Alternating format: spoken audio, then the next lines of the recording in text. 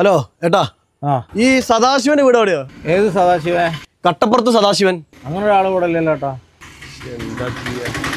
Hello, ഒന്ന് moth നോക്ക് മോനെ. കട്ടപ്പുറത്ത് സദാശിവന്റെ വീട്. കട്ടപ്പുറത്ത് സദാശിവൻ അങ്ങനെ ഒരാളില്ലല്ലോ. മൂപ്പർക്ക് പെൺകുട്ടികളാ? അല്ലല്ല, രണ്ട് ആൺകുട്ടികൾ. എന്നാ പിന്നെ എന്തായാലും ഞാൻ അറിയില്ല.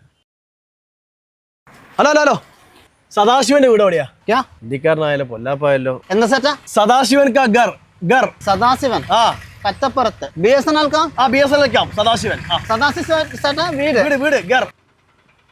നേരെ പോയി നേരെ പോയി വലത്തോട്ട് പോയി വളത്തോട്ട് പോയി മൂന്നാമത്തെ വീട്. മൂന്നാമത്തെ വീട്. ഓക്കെ, സന്തോഷം. Okay okay. അല്ല,